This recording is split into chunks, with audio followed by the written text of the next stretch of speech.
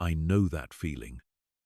The feeling of waking up in silence, wondering if you still have the strength to keep going.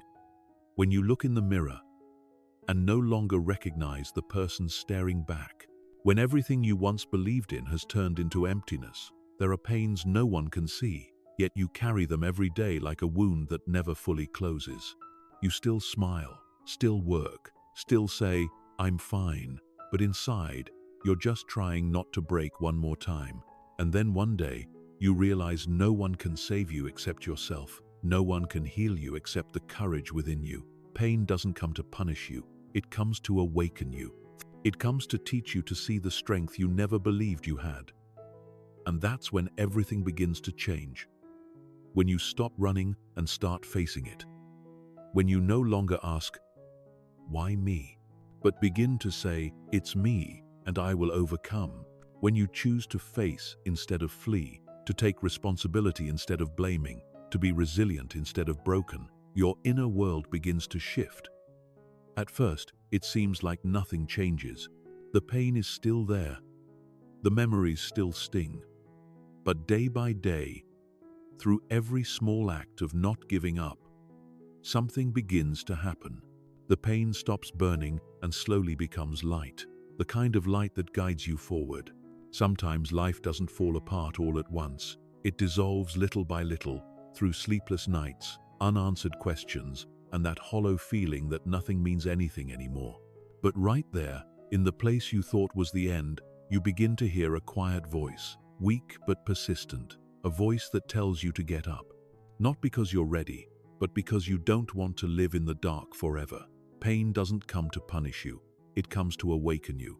Every wound is a reminder that you're still alive, still have a chance to turn what once broke you into what lifts you. Through that process, you'll realize, not everyone will understand you, not everyone will stay, but in that solitude, you'll meet your truest self, the one you never allowed to exist before. Someone once asked, "How do you turn pain into power?" The answer isn't in erasing the memories, but in giving them new meaning. When you can look back and tell yourself, "This didn't destroy me, it trained me." That's the moment pain becomes fuel, no longer a wound, but a carving of wisdom. Everyone carries scars, but only those who face them can turn them into maps. When you accept that pain isn't your enemy but your teacher, you begin the most profound transformation of your life, not a battle against the past, but a process of rebirth. This is the true victory. Standing up when you have every reason to fall, finding meaning even within suffering, and using your wounds to light the way for others. This is how life changes.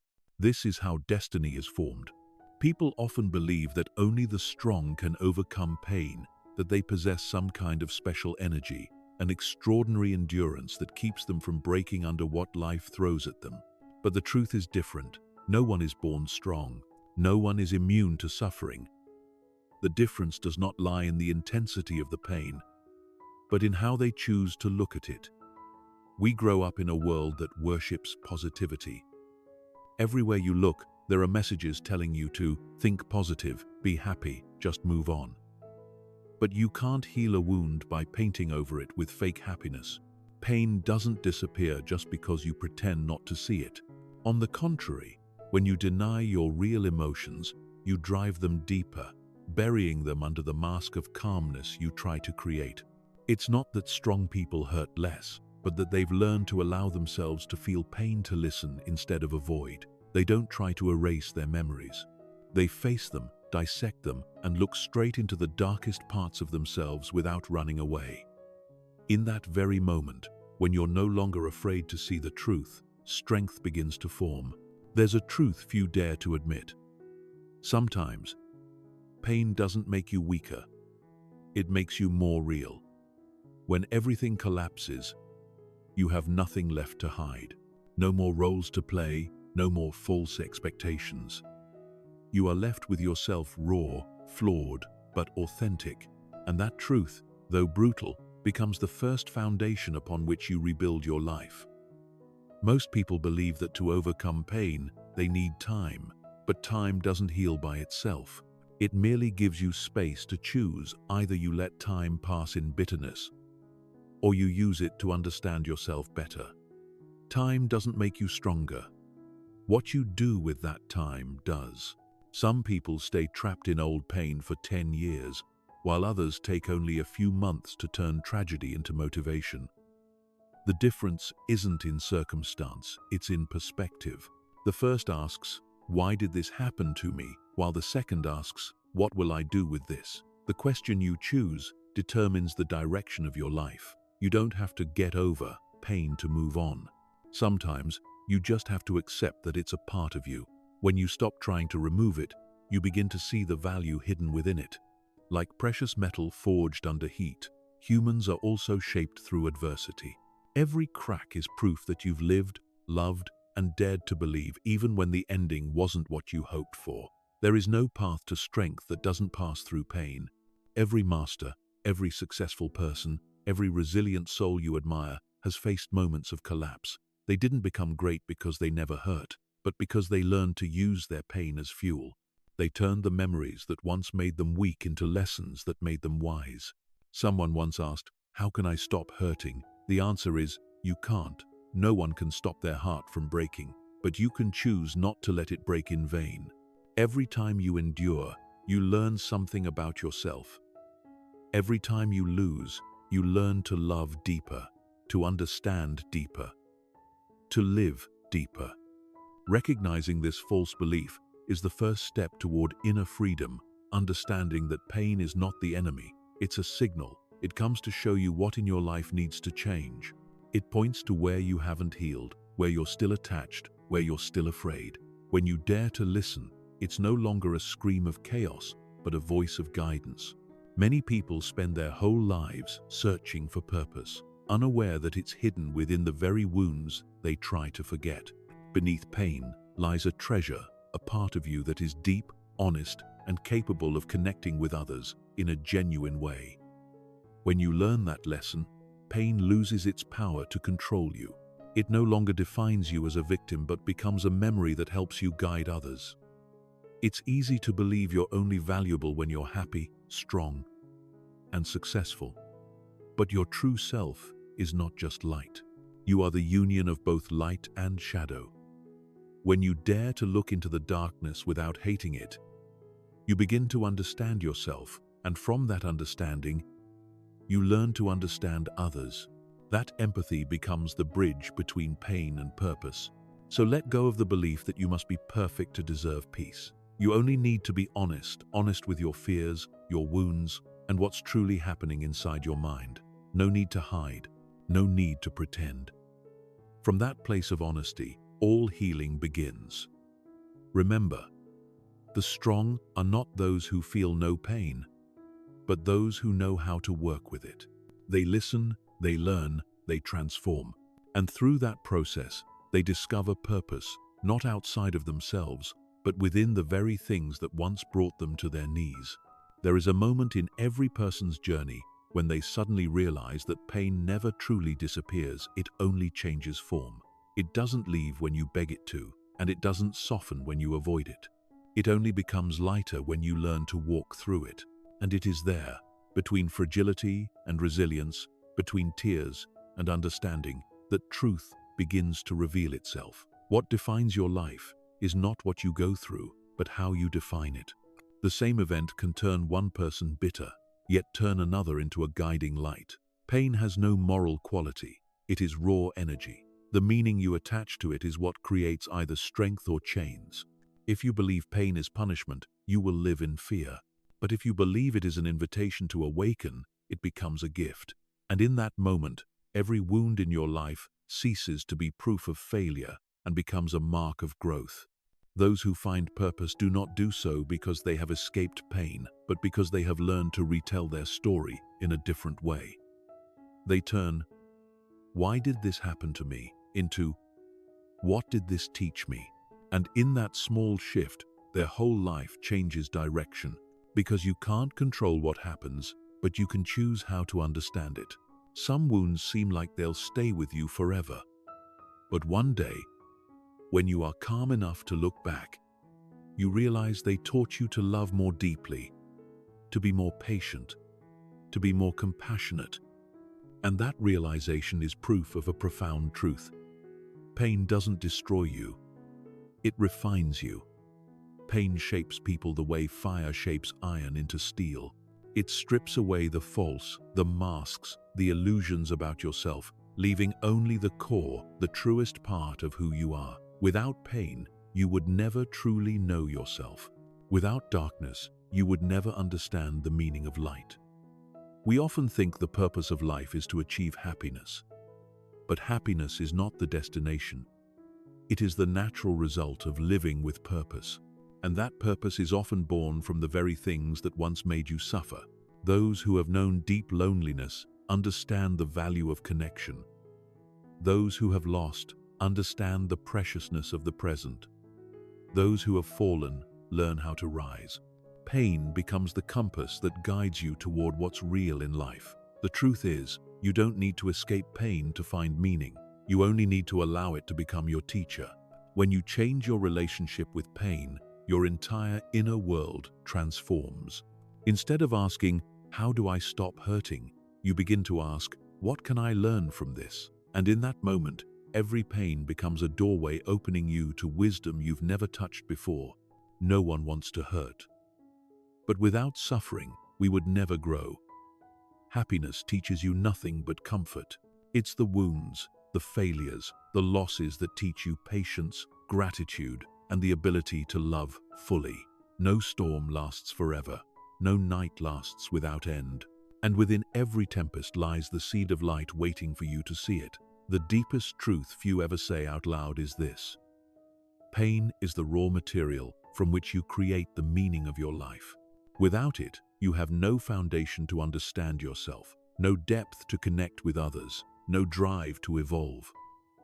It forces you to pause, to reflect, and ultimately to return to yourself. Imagine if your life were always smooth, would you still be grateful for peace? If you had never lost anyone, would you understand how deep love can be? If you had never failed, would you ever learn patience and humility? No.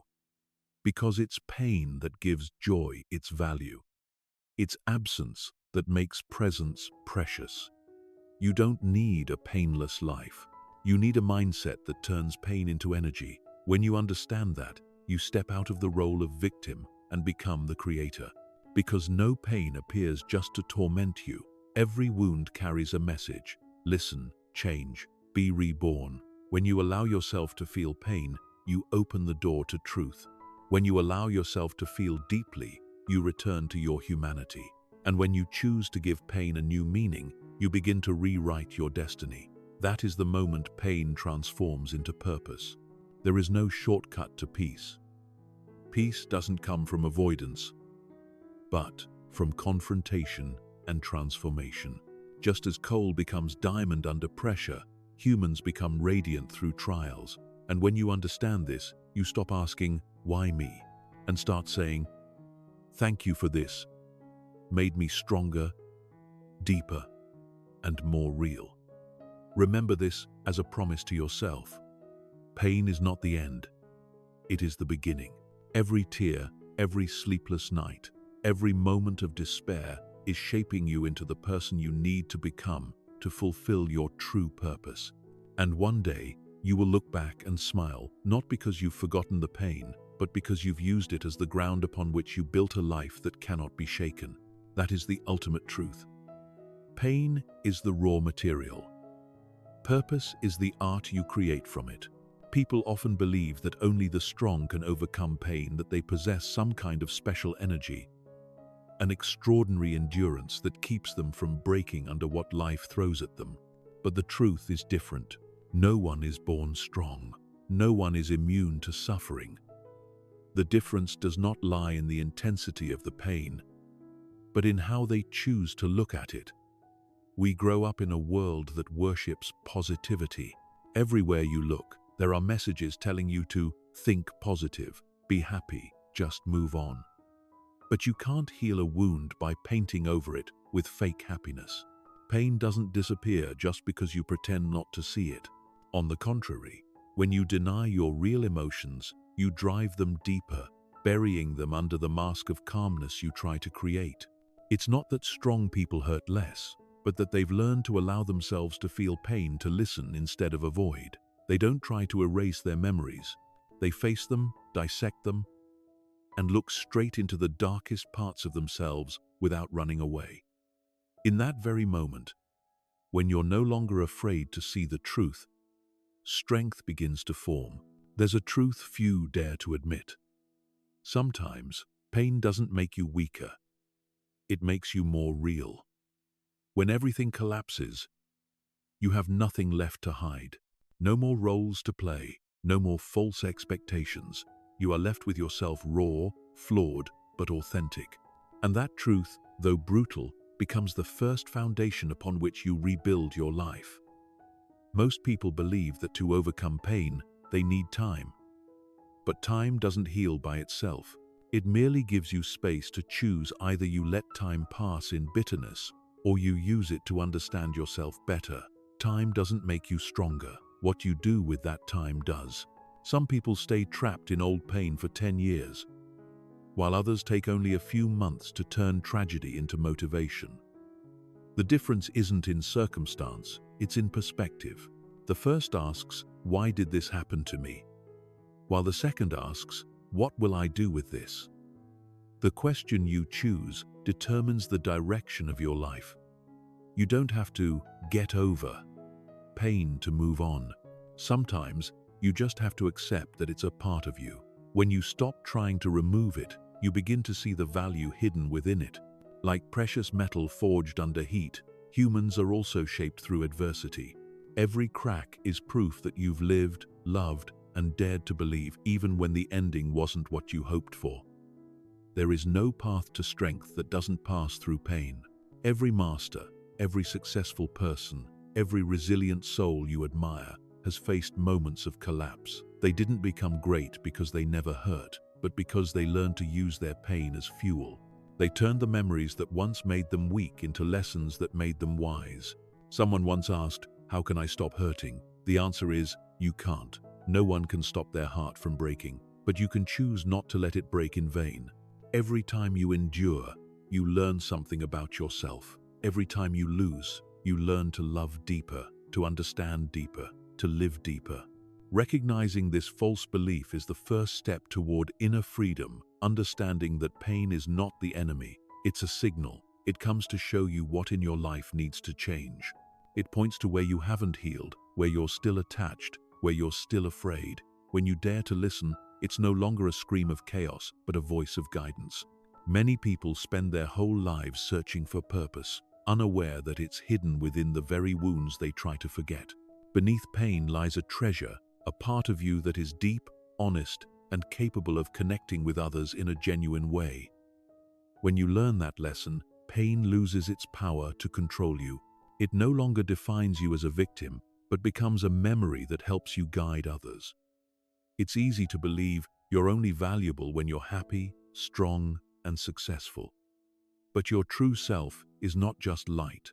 You are the union of both light and shadow. When you dare to look into the darkness without hating it, you begin to understand yourself. And from that understanding, you learn to understand others.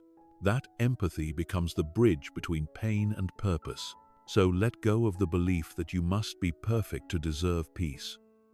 You only need to be honest with your fears, your wounds, and what's truly happening inside your mind. No need to hide, no need to pretend. From that place of honesty, all healing begins. Remember, the strong are not those who feel no pain, but those who know how to work with it. They listen, they learn, they transform, and through that process, they discover purpose not outside of themselves, but within the very things that once brought them to their knees.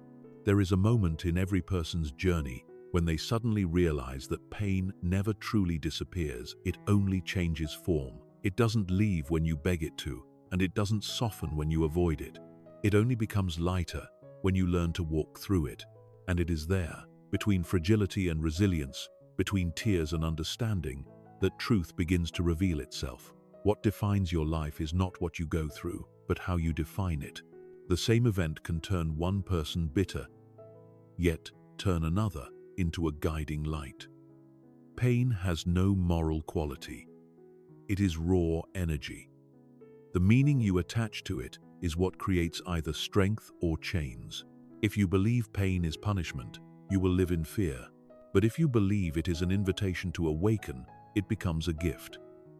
And in that moment, every wound in your life ceases to be proof of failure and becomes a mark of growth.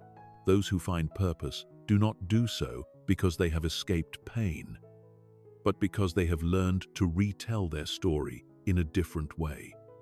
They turn, "Why did this happen to me?" into, "What did this teach me?" And in that small shift, their whole life changes direction. Because you can't control what happens, but you can choose how to understand it. Some wounds seem like they'll stay with you forever. But one day, when you are calm enough to look back, you realize they taught you to love more deeply, to be more patient, to be more compassionate.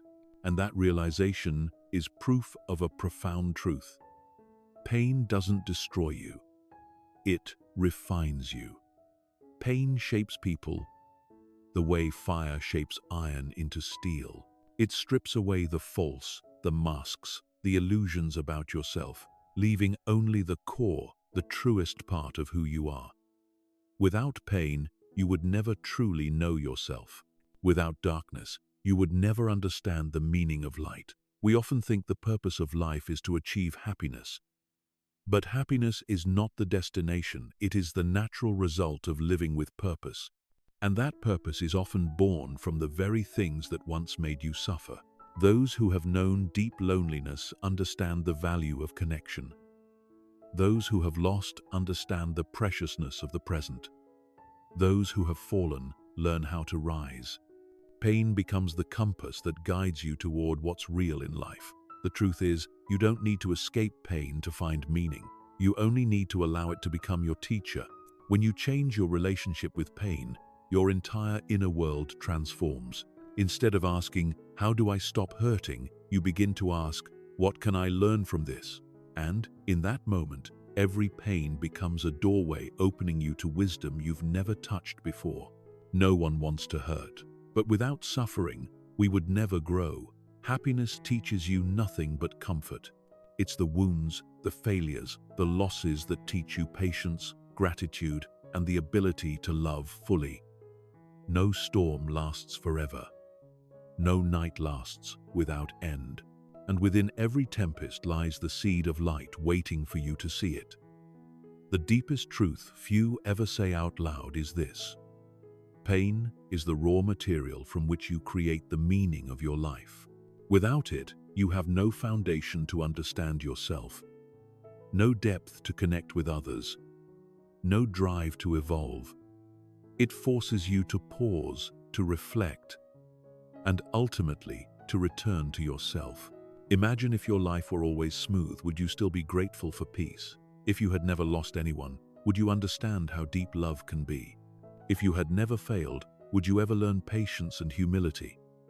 No, because it's pain that gives joy its value. It's absence that makes presence precious. You don't need a painless life. You need a mindset that turns pain into energy. When you understand that, you step out of the role of victim and become the creator, because no pain appears just to torment you. Every wound carries a message. Listen, change, be reborn. When you allow yourself to feel pain, you open the door to truth. When you allow yourself to feel deeply, you return to your humanity. And when you choose to give pain a new meaning, you begin to rewrite your destiny. That is the moment pain transforms into purpose. There is no shortcut to peace. Peace doesn't come from avoidance, but from confrontation and transformation. Just as coal becomes diamond under pressure, humans become radiant through trials. And when you understand this, you stop asking, "Why me?" and start saying, "Thank you for this. Made me stronger, deeper, and more real. Remember this as a promise to yourself. Pain is not the end. It is the beginning. Every tear, every sleepless night, every moment of despair is shaping you into the person you need to become to fulfill your true purpose.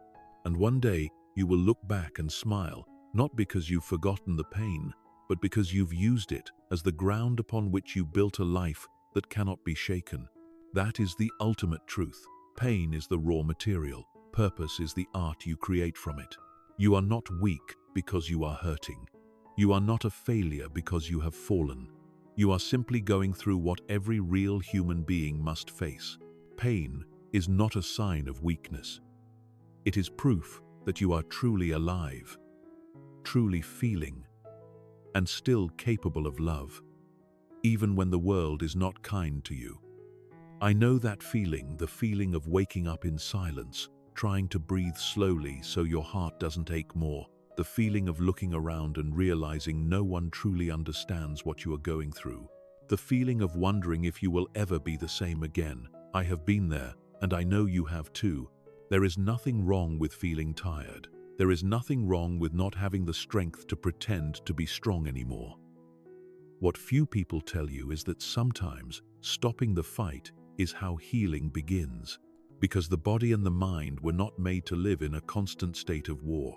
They need rest, they need to cry, they need to be weak, they need to be acknowledged that on some days, just being here, still breathing, still intending to continue is enough.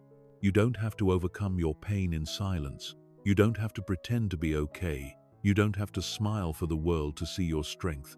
Real strength is not in hiding, but in having the courage to say, I am hurting, but I am still here. That is a brave sentence, because within it lives both truth and resilience. Understand that all your reactions, the delay, the fatigue, the loss of faith are not shameful. They are not signs of weakness. They are your mind's way of protecting itself. When the body feels threatened, it retreats. When the heart is afraid, it builds walls. You are not broken. You are simply protecting yourself from a pain that feels too big. Be grateful for that instead of hating yourself for it. You may have heard someone say, be strong, don't overthink, or don't let your emotions control you, but they don't understand. Emotions are not the enemy. They are the voice of the parts within you that are asking to be heard. When you allow yourself to feel, when you stop trying to shut everything off, you send a message to yourself, I am safe. I can feel this and not fall apart. That is where healing begins, not through denial, but through acceptance and embrace. No one can heal while hating the parts of themselves that are wounded. You must learn to sit with your pain as you would sit with a sad friend without trying to fix it right away. Because when you stay, the pain begins to soften and you start to hear what it's been trying to say. I remember someone who once suffered a great loss said to me, I think I'm broken. I'm not myself anymore. I smiled and said, no, you're not broken. You're being rebuilt into a version that's deeper, more loving, and more understanding of life. Pain doesn't take away who you are. It simply peels away the old layers to reveal your true essence, fragile, but honest and strangely strong. Believe that you are not alone in this journey. Even if the world makes you feel isolated, there are other souls fighting similar battles. Also, learning to turn pain into wisdom. Some are losing faith. Some are learning to love themselves again. Some are simply trying to make it through another day. We are not as different as we think. And you know what? The fact that you are here listening, reading, seeking, questioning, that is a sign of hope. Because only when a spark of light still exists within you do you look for something to nurture it. No one's flame ever goes out completely. The light within you may grow dim, but it has never disappeared. It's only waiting for you to return and acknowledge that you are still worthy. So pause for a moment, place your hand over your heart, take a deep breath, and softly tell yourself, I am still here. I still have a chance to begin again. Don't worry if you don't know where to start. Don't rush to move on. Just stay with yourself. That is the safest place to begin. There is nothing wrong with being hurt. There is nothing shameful about not being ready to forgive. to let go, or to find meaning. Everything is okay. Healing doesn't have a deadline. Everyone has their own rhythm, their own season to bloom. Don't compare your path to anyone else's. The only thing that matters is that you keep moving, even slowly, even trembling, even in the dark. You don't have to prove anything. You just have to keep breathing. Keep believing that no matter how great the pain is, it is never greater than your will to live. And little by little, as you learn to be gentle with yourself, the pain will begin to dissolve. Not vanish, but dissolve into understanding, into kindness, into light. You are not weak. You are learning. You are not broken. You are being reborn. And you are not lost. You are simply changing form to become who you were meant to be. The world doesn't need a perfect version of you. It needs the real one, the one who knows pain but still chooses to love, who knows loss but still chooses to believe. There comes a time in life when you realize that the person you once believed yourself to be no longer exists. Pain has changed everything. It has taken away your innocence, your confidence, your blind faith in life. At first, you resist. You try to hold on to the old image, the one who laughed easily, who overflowed with energy, who believed anything was possible. But the more you cling, the more it hurts. Because the truth is, you are no longer that person. And that doesn't mean you've lost yourself, it means you are being reborn. We often fear change because we attach our identity to what we once had: a job, a relationship, a dream, an image we were proud of. When those things fall apart, we feel as if we're falling apart too. But what's really breaking is the old self, the version of you that was built for a chapter that has now ended. Pain is simply the signal that this version has fulfilled its purpose, and it's time for you to move into the next stage of your life. Like a snake shedding its skin to grow, humans too must let go of their old layers to become someone deeper. The process isn't pleasant. It itches, it hurts, it makes you feel raw and exposed. But if you keep clinging to that old skin, you'll trap yourself inside a shape that's already too small for you. No one can step into the future while their hands are still full of the past. When you're in pain, you're not just losing something, you're being taught to discover who you are without it. When you lose someone you love, you learn to see yourself without their reflection. When you lose your job, you're forced to ask, who am I without this title? When you lose direction, you learn to trust your intuition instead of your old map. And in that emptiness, a new self begins to form, stronger, wiser, and more real. Your old identity was built from the expectations of others. Your parents wanted you safe. Society wanted you successful. Your lover wanted you stable. But pain comes and breaks it all apart.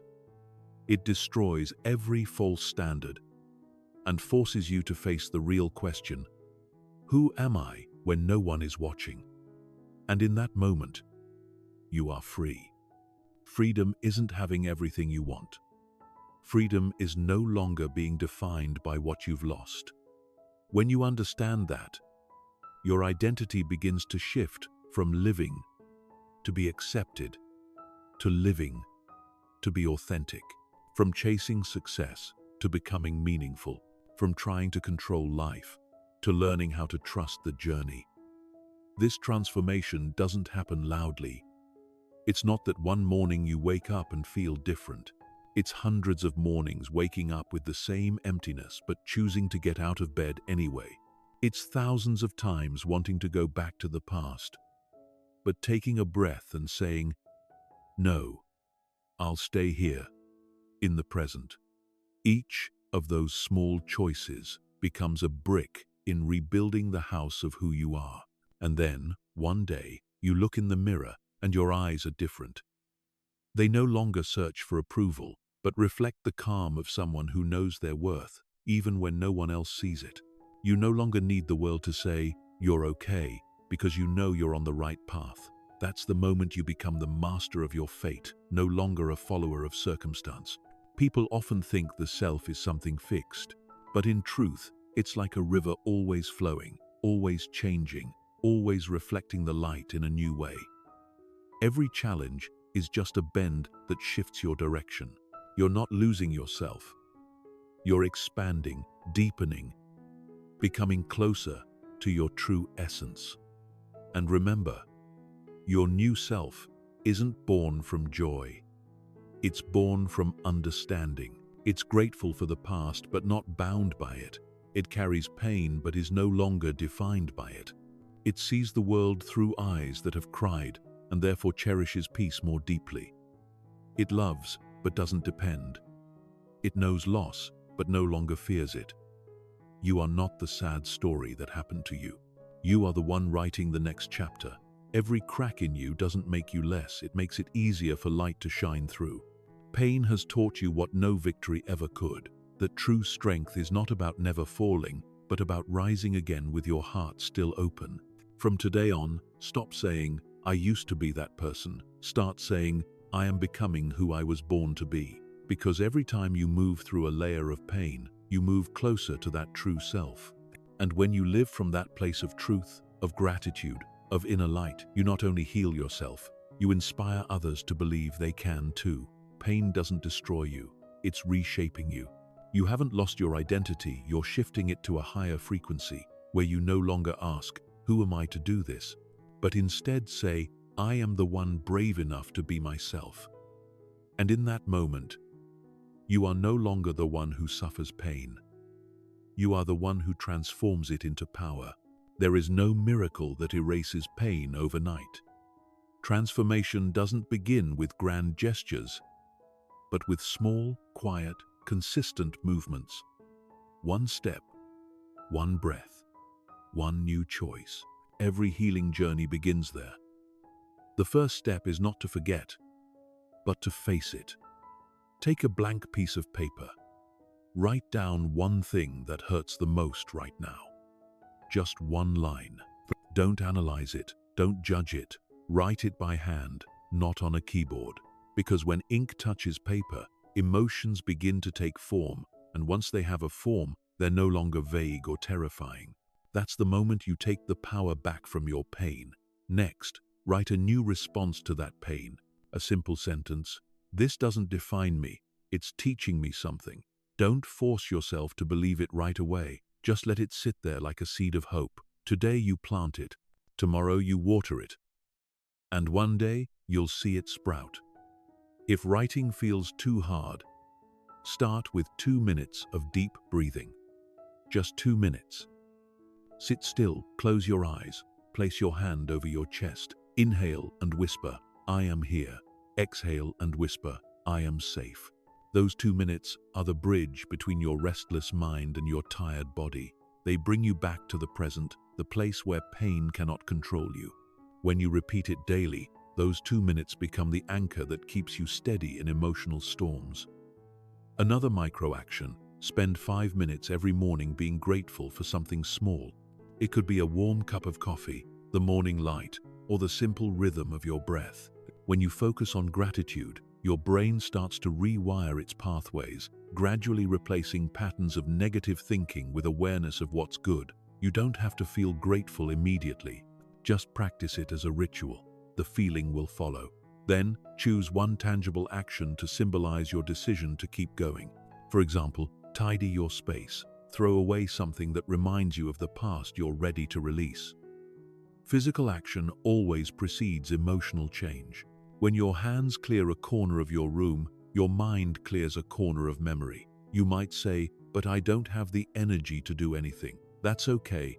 Just do something so small that you can't fail. Drink a glass of water, walk 10 steps, write 3 words in a notebook. Strength doesn't come from scale, it comes from consistency. Every small action is a message to your subconscious. I'm still here. I'm still moving forward. Another powerful micro-action is to speak. You don't have to tell the whole story. Just say one honest sentence. Today is hard. When you admit that, the weight lessens by half. Humans weren't made to carry everything alone. Find a friend you trust, or simply write a letter to yourself. Tear it up if you need to.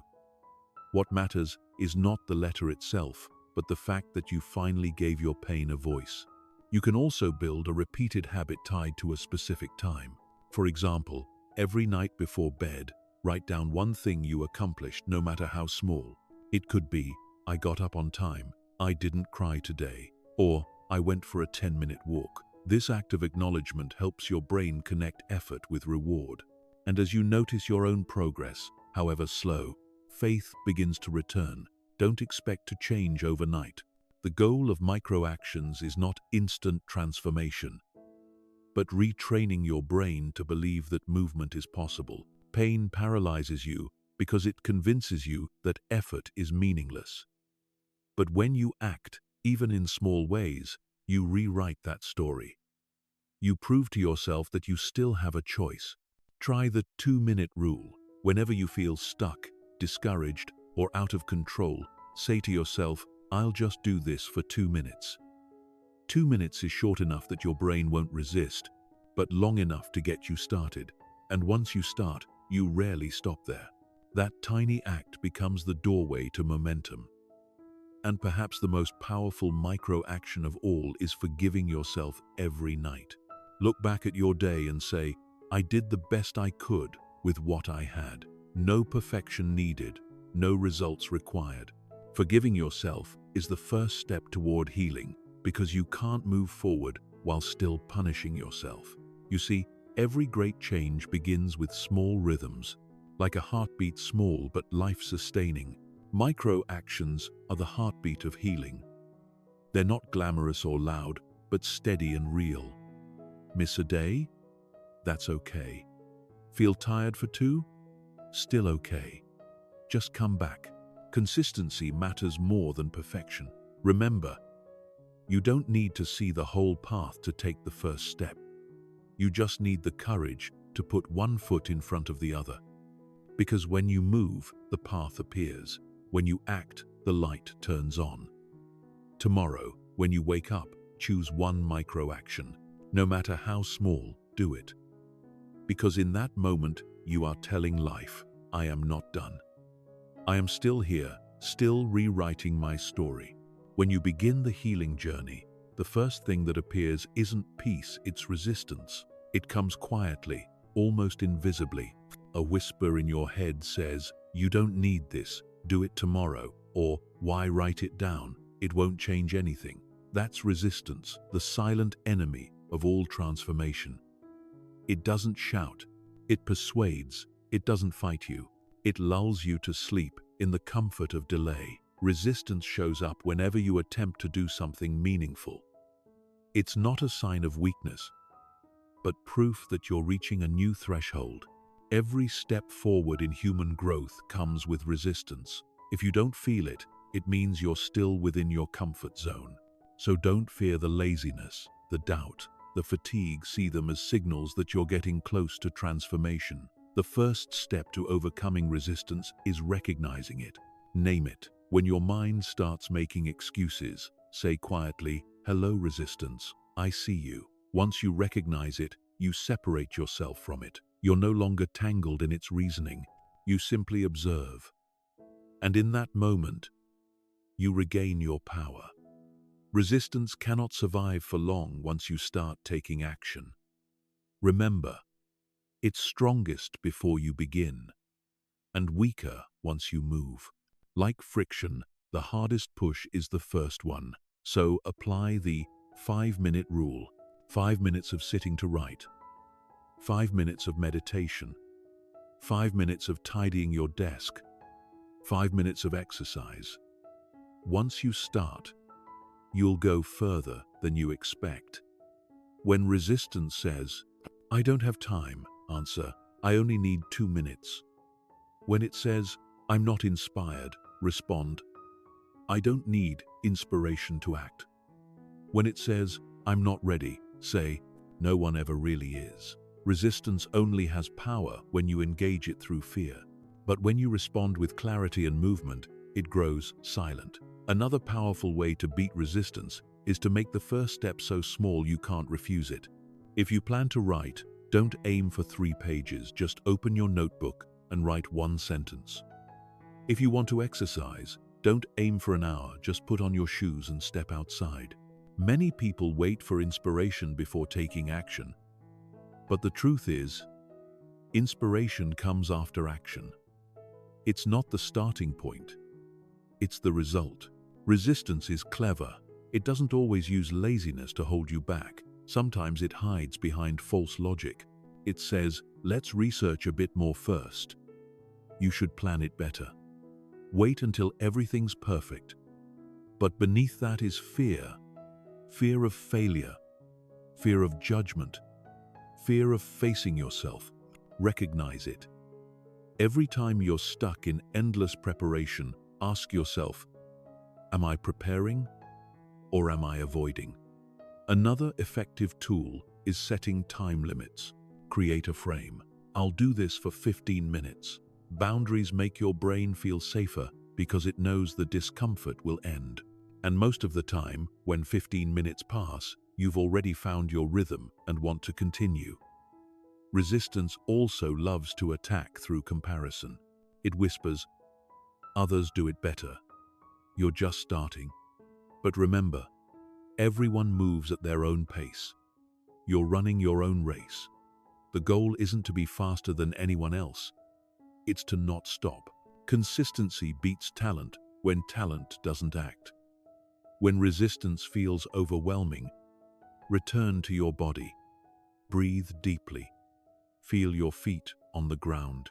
Remind yourself, I am safe. Resistance lives in the mind, not in the present. The more you anchor yourself in the now, the freer you become. Another helpful trick: change your environment. If you can't write at your desk, go to a cafe, a park, or even just a different chair. Resistance is tied to familiar settings. Every shift in space is a reminder that you're stepping out of the old pattern. Create a mantra for yourself. Each time resistance rises, say, I don't need to be perfect. I just need to be present. Or, I don't have to do a lot. I just have to start. These words act like a key that breaks the chain of overthinking. When you fail, when you skip a day, don't punish yourself. Resistance loves that. It wants you to believe, I've messed up, so I might as well quit. But you don't need to be perfect. You just need to return. Failure doesn't destroy progress. Giving up does. Another strategy is reconnecting with your deepest why. Resistance can't stand firm when you remember your reason. Write it down. I want to overcome this because I want to be free. I want to do this because I want to truly love myself.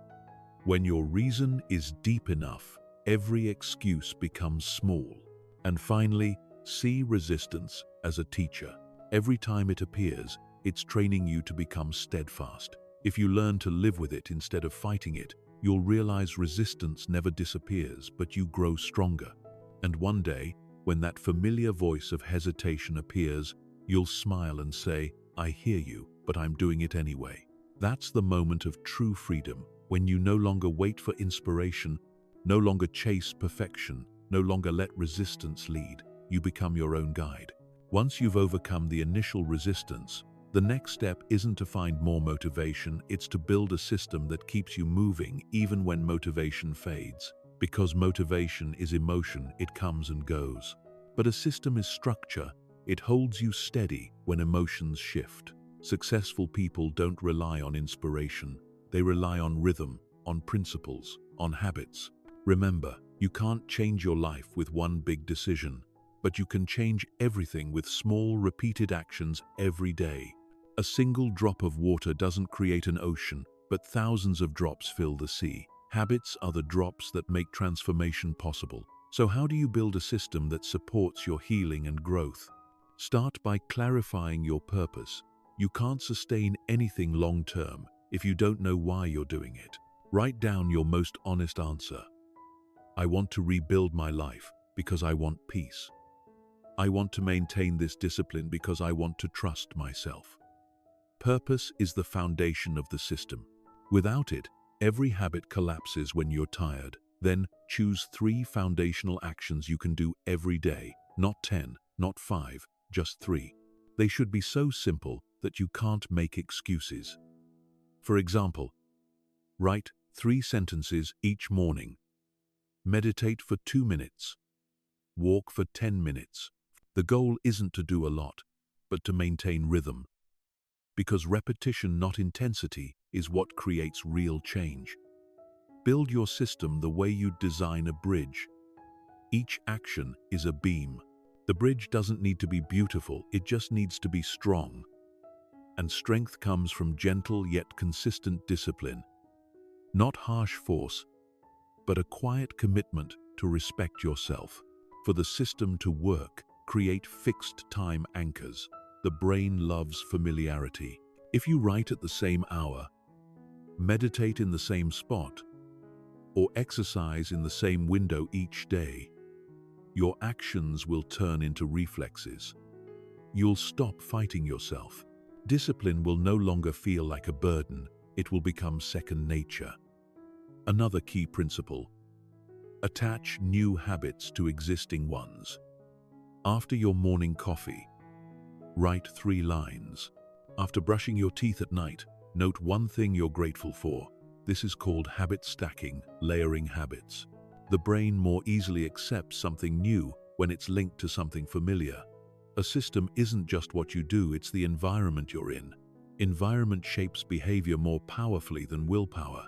If your workspace is cluttered, your mind will be too. If your phone constantly buzzes, focus disappears. So, clear your space. Let your environment say, this is a place of peace, this is a place of action. When your environment supports you, effort is cut in half. Tracking progress is also essential. Mark each day you follow through, even if it's just an X on a calendar or a small note in your journal. When you see the unbroken chain of days, you won't want to break it. That's the psychology of accomplishment, small but powerful. Each mark is proof that you've kept a promise to yourself. And if you miss a day, don't punish yourself. The rule is simple: never miss 2 days in a row. Missing 1 day is human. Missing 2 starts the pattern of giving up. So if you fall, just stand back up the next day. You don't need to start over, you simply continue. Design your system so it doesn't depend on your mood. Don't let healing be something you do if you have time. Make it what you do because it's who you are. Like brushing your teeth or eating breakfast, not because of motivation, but because it's part of your identity. That's how habits become character. Another key element is reward and acknowledgement. Every time you complete an action, no matter how small, give yourself a reward. A cup of coffee, a favorite song, or a simple affirmation. I did it. Your brain remembers that feeling and will want to repeat it.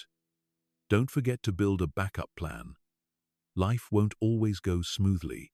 Prepare for difficult days. If you can't walk outside, stretch indoors.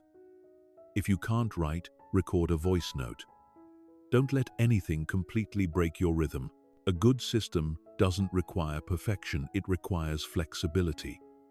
And remember, a system isn't a cage. It's a framework for freedom. When you have discipline, you no longer live in chaos. You know what comes first and what follows. That creates inner peace. You don't have to overthink, you just follow through. After a few weeks, you'll notice something magical. The things that once required effort now feel natural. You start trusting yourself more. Each repeated action doesn't just create external results, it ingrains an internal belief. I am someone I can rely on.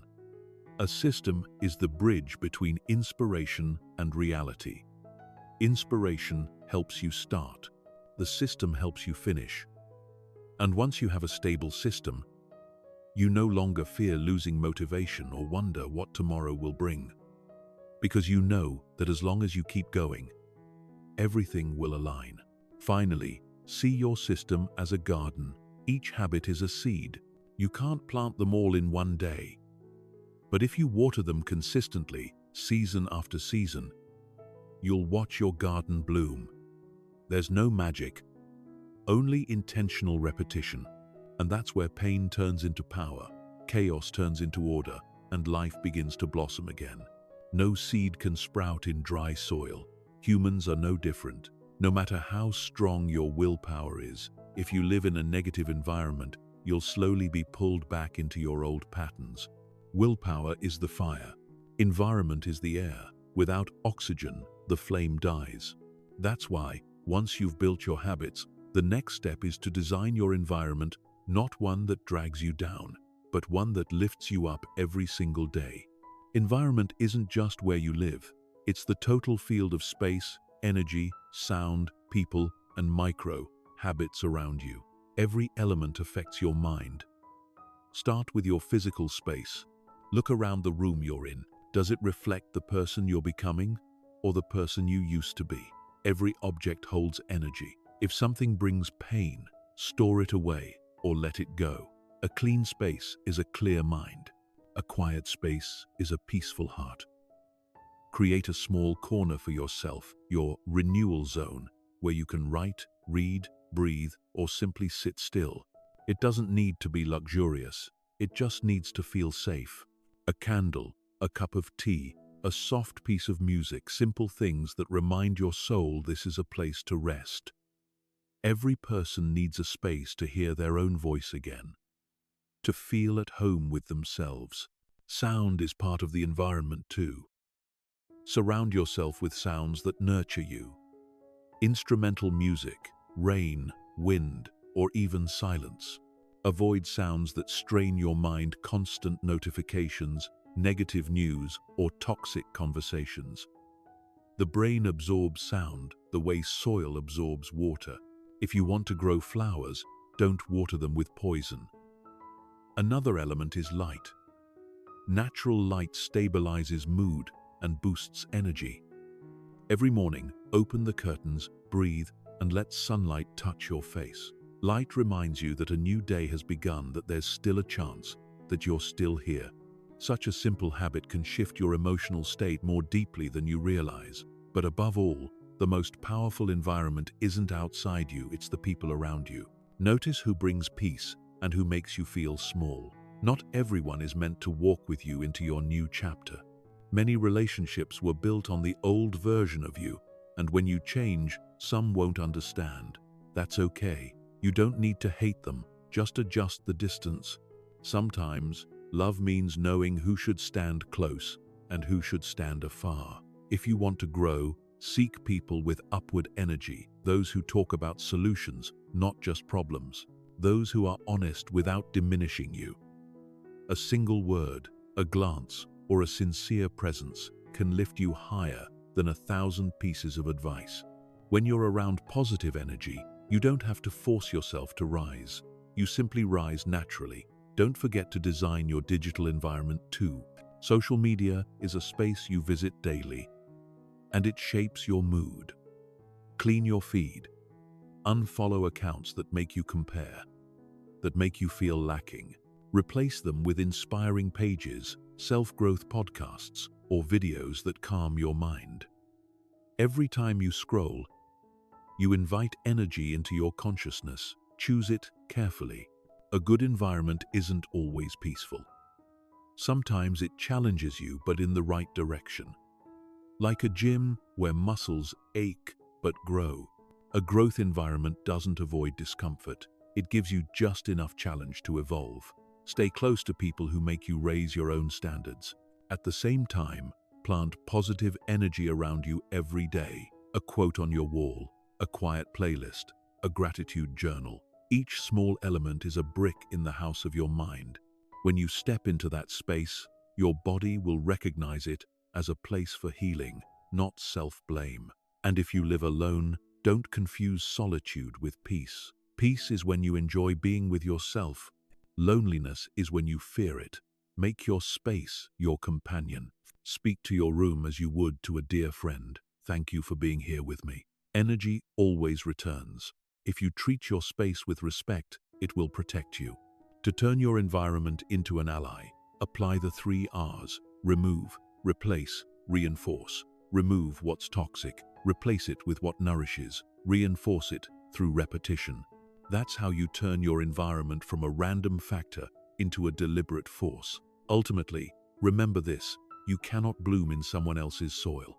You need your own ground where you can be yourself without performing, without proving. a place where you can fall, breathe, and begin again. When you find or create that environment, every effort becomes 10 times easier. A good space doesn't just hold objects, it holds intention. It reminds you daily of who you're becoming. And when your environment starts to speak the same frequency as you don't have to fight so hard, you simply flow. Remember, you're not just rearranging a room, you're rearranging your life. And when your outer space changes, your inner world changes with it. There is a turning point that every true transformation must pass through the moment you stop asking, "Why is this happening to me?" and start asking, "What will I do with this?" In that moment, you are no longer a victim of life, but the creator of it. It's the moment you switch on complete responsibility. It sounds simple, but it's one of the deepest shifts in human consciousness. Because to take responsibility, you must release something most people are unconsciously addicted to: blame. Blaming the circumstances, the people, the past, or fate. When you blame, you feel a temporary relief. You don't need to change, you just need to accuse. But the price you pay is freedom, because when you give others the power to define the cause, you also give them the power to define your future. The opposite is also true. When you take 100% responsibility, you reclaim all your power. You stop saying, "I'm a victim because this happened to me." And instead you say, "This happened, and I am responsible for how I respond." Responsibility doesn't mean self-blame. It's not about punishing yourself for the past. It simply means, I can't change what happened, but I can decide how to use it. Imagine holding a fallen leaf in your hand. You can't make it return to the branch, but you can choose to clutch it in regret, or to let it fall to the earth and become nourishment for the next season. The past is the same. You can't erase it, but you can recycle it. You can turn what once hurt you into the soil that nurtures your new self. When you take responsibility, you step out of the role of the victim, the one life happens to, and become the creator, the one who consciously interacts with life. The victim asks, "Why me?" The creator asks, "What is this trying to teach me?" The victim seeks sympathy. The creator seeks truth. The victim fears change.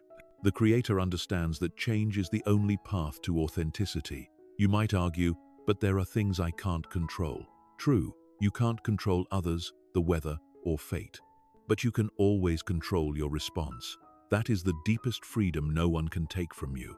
Every time you choose a conscious reaction, you're choosing the direction of your life. Responsibility is the mirror of strength. When you look at your mistakes and say, "I was wrong, and I choose to start again," you reclaim your power. When you say, "I was hurt, but I choose not to let that wound define me," you step into a higher level of maturity. The external world cannot save you, because liberation happens only when you stop demanding others to change so you can be at peace. When you take responsibility, you stop saying, "They hurt me," and start saying, "I allowed their actions to affect my emotions." This isn't about blaming yourself. It's about giving your power back to yourself. Because if you can allow it, you can also stop allowing it. If you can give power away, you can also take it back. A responsible person doesn't run from negative emotions. They observe them with curiosity. They ask, "Why does this trigger me? What part of me needs to be heard?" When you begin asking those questions, you stop being a reactive person and become a conscious navigator. Every time you pause and observe, you teach your mind that you are the driver, not the passenger. But remember, responsibility doesn't mean control. Some people misunderstand this and try to control everything to avoid pain. That's not maturity. That's fear disguised as logic. True responsibility is accepting reality as it is, not exaggerating it, not denying it, and then asking, "What can I do next?" It's the harmony of awareness, action, and compassion for yourself. When you begin living with responsibility, something amazing happens. The world around you seems to change, not because it truly has, but because you see it differently. The people who once irritated you become lessons in boundaries. The failures that once broke you become milestones of growth. The losses that once crushed you become symbols of courage. A responsible person doesn't need to prove anything. They don't shout, "I'm strong." They simply walk steady and consistent. When they're wrong, they apologize. When they're right, they express gratitude. When they fail, they learn. When they succeed, they share. They know that everything that happens, no matter how small, lies within their sphere of influence, not to control, but to respond consciously. Build the habit that whenever something unpleasant happens, pause and ask, which part of this can I take responsibility for? It might be small, your reaction, your tone, your silence, but that acknowledgement keeps you in the position of power. Some might say, taking responsibility feels heavy. But the truth is the opposite. When you blame, you become a prisoner of everything outside your control. When you take responsibility, you become free, because you realize that no matter what happens, you always have the power to choose your next move. Responsibility doesn't imprison you, it liberates you. It doesn't burden you, it empowers you. Because when you take full responsibility, you become the center of your own universe. You no longer wait for someone to save you, you become the one who saves yourself. And that is the greatest turning point in transforming pain into purpose, because you stop running from your past and start using it as a map. You stop blaming life and start using it as material. You stop fearing, and you begin creating. When you live with the mindset that everything that happens in my life is a lesson sent for my growth, you no longer ask, why me? You smile and say, thank you, because this is what's shaping me. Failure is a word that terrifies most people. It brings back the sting of shame, the humiliation, the laughter of others, the look of disappointment in your own eyes. But the truth is this, failure doesn't kill you. It teaches you how to live authentically, and if you're brave enough to look closely, you'll see that every major turning point in life was born from a painful fall. The world teaches us to glorify victory, but no one talks about the long nights before it, the moments of doubt, the silent tears, the urge to give up. No one tells you that to stand on the peak for a single moment, you must endure hundreds of failed climbs. People see the light, but not the darkness that forged it. Yet it's within that darkness that you learn the lessons success never teaches: endurance, humility, and resilience. Some people ask, how can I avoid failure? The answer is, you can't. If you live a life without failure, it means you've never dared to try something new, never taken a risk, never truly lived. Failure is not an ending. It's proof that you stepped outside your comfort zone. It says you dared to act while others only watched. Failure is the most honest teacher. It doesn't praise you, doesn't comfort you, but it shows you exactly where you need to grow. When you fail, all disguises fall away. You can no longer hide behind words or plans. You see yourself as you truly are, and that's where wisdom begins. Remember, failure doesn't mean you're not good enough. It only means you're learning the hard way. There's no path that's perfect on the first try. Every skill, every achievement, every insight is built on countless mistakes. You can't grow without error, just as you can't learn to walk without falling. Think of a child learning to walk.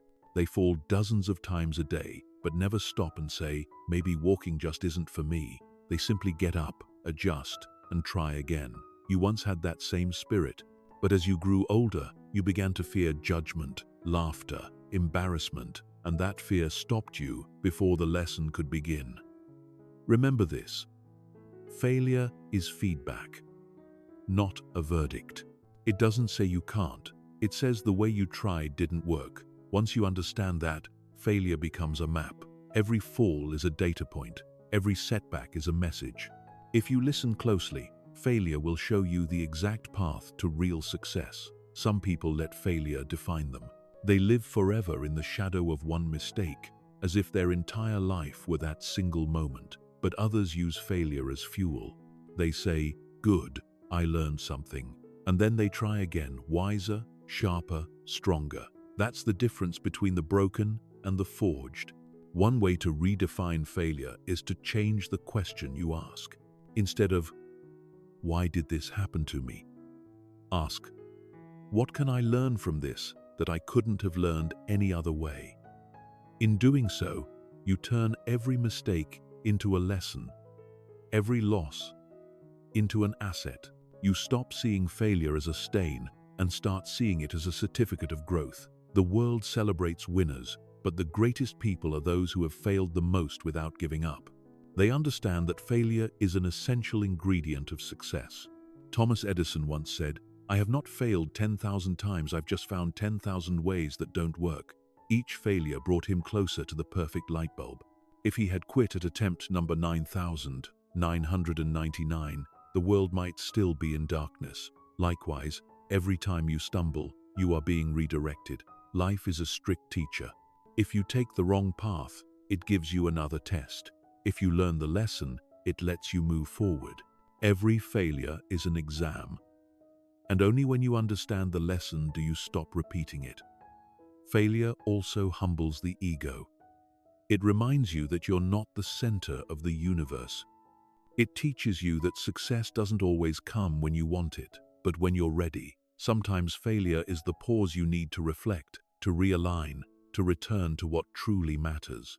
You don't have to love failure, but you can learn to respect it, because every time you fall and choose to rise again, you've already won.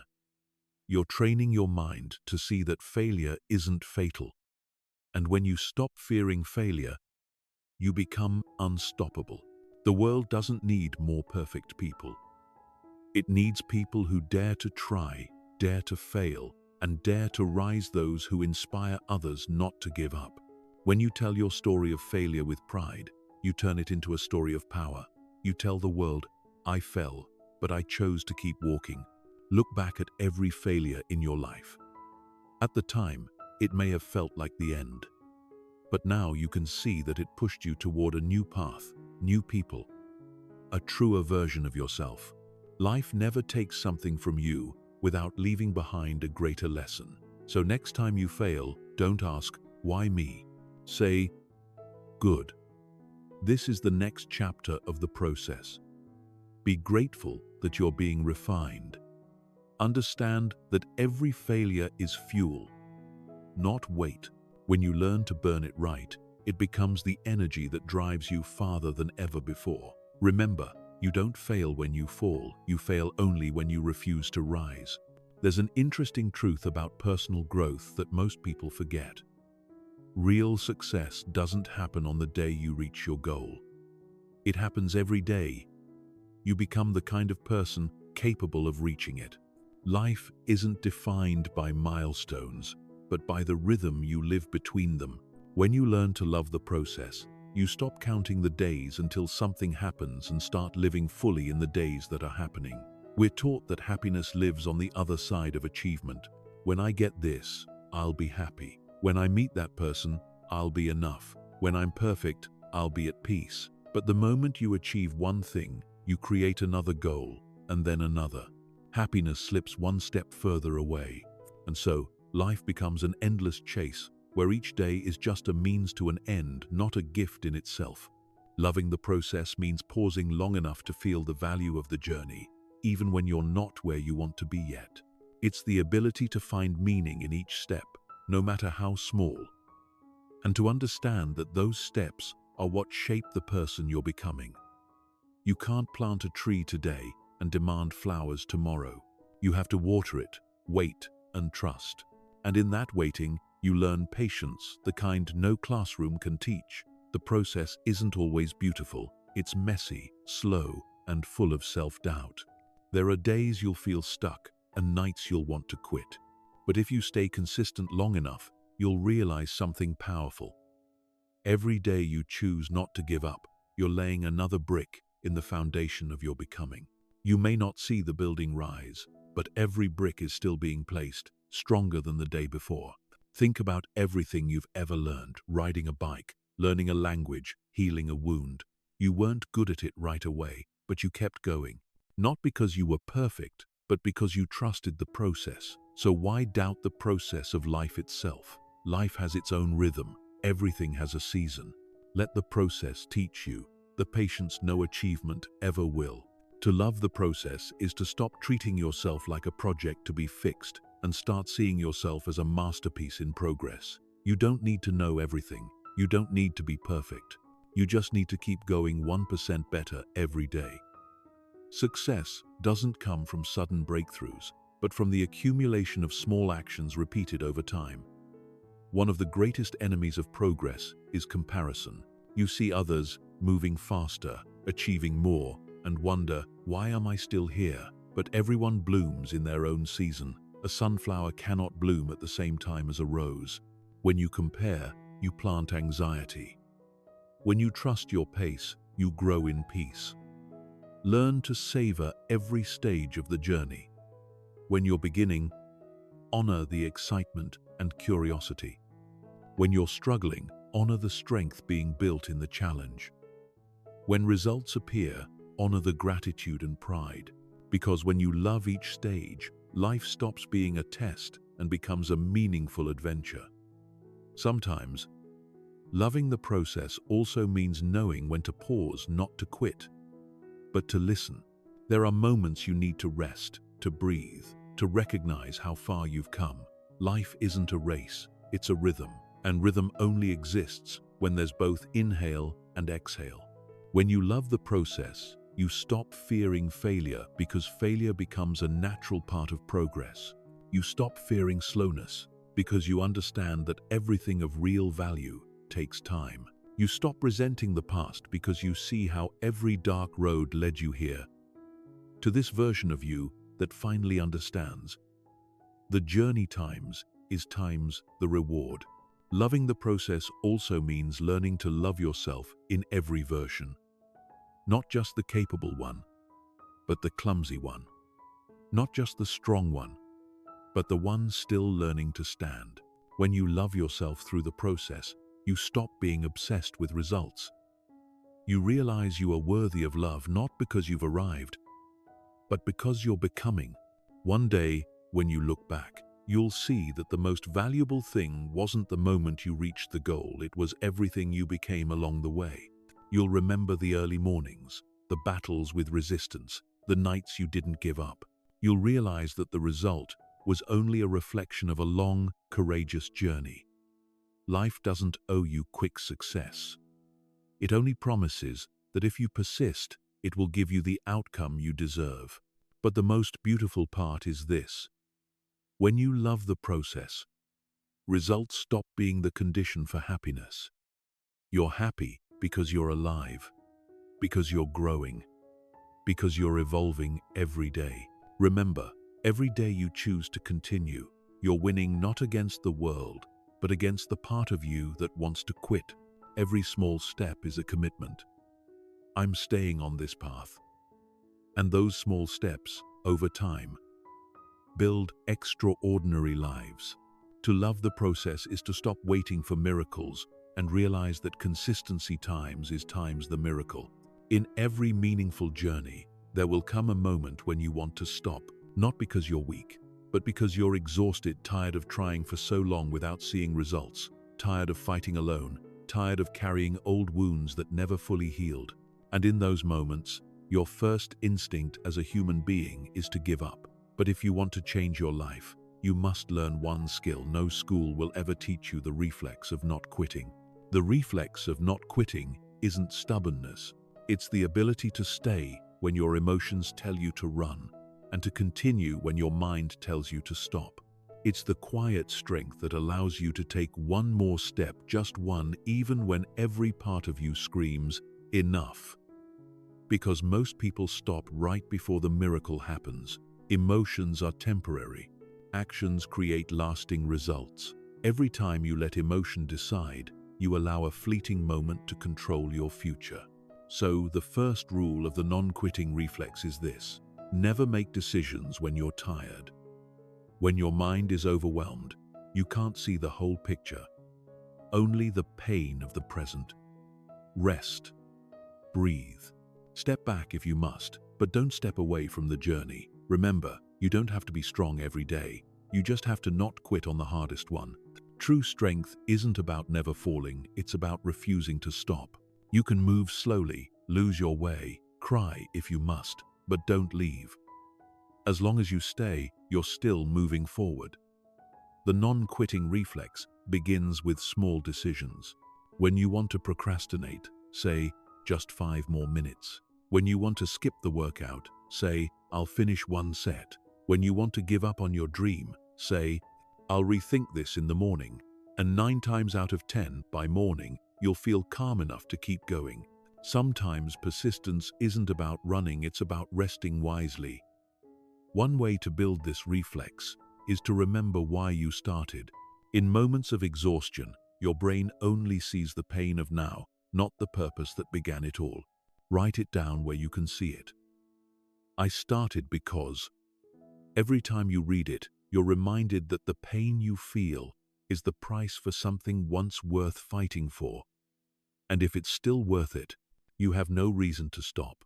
The non-quitting reflex isn't innate, it's trained. Like a muscle, it grows through repetition.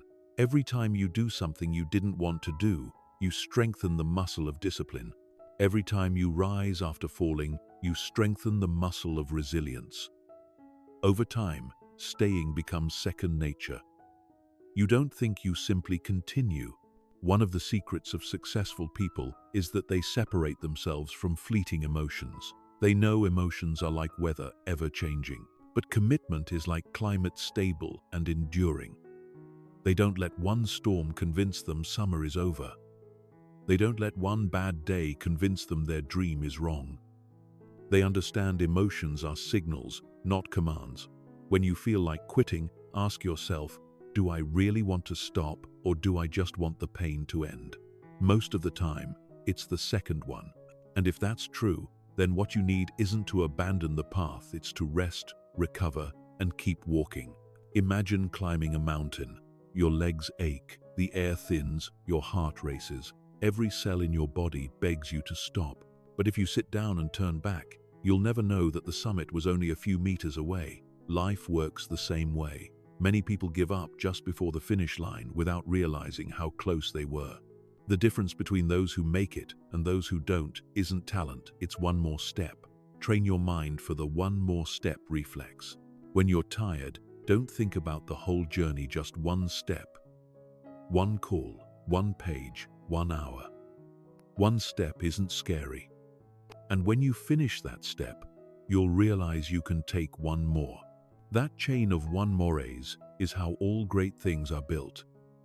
A crucial part of this reflex is confidence born from experience. Each time you survive a hard day, you prove to yourself that you can. The first time, it takes all your effort.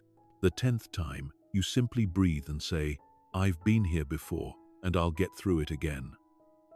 That's how inner trust is built, not through words, but through the memory of every time you didn't give up. Sometimes, the only reason to keep going is the promise you once made to yourself that you wouldn't quit. Keeping that promise, even in small things, builds self-respect. And self-respect is the foundation of mental strength. Those who don't keep their word to themselves crumble under pressure. Those who do become unshakable. Finally, understand that not quitting doesn't mean never changing direction. Sometimes your path needs adjustment, but the difference between quitting and pivoting is that the goal remains, only the route changes. Don't fear change, only fear stopping out of fear itself. Etch this deeply into your mind. I can rest, but I won't quit. I can cry, but I won't leave. I can fall, but I will rise again. That is the reflex of those who create miracles. Because in the end, victory doesn't belong to the fastest, the smartest, or the luckiest. It belongs to those who simply stay the longest. One day, you will look back on it, all the dark days, the long nights, the wounds you once thought would never heal. And you'll smile, not because everything suddenly became perfect, but because you'll understand. It was those very moments of breaking that built the person you are today. You are no longer the one searching for strength, you have become strength itself. This journey was never about reaching some grand peak. It has always been a journey of return to your true essence, to your inner stillness, to the trust that everything in life, even pain, is serving your evolution. You've learned to see pain as a teacher, failure as a lesson, and yourself with compassion and patience. You have fallen, but you didn't stay down. You have lost, but you didn't lose forever.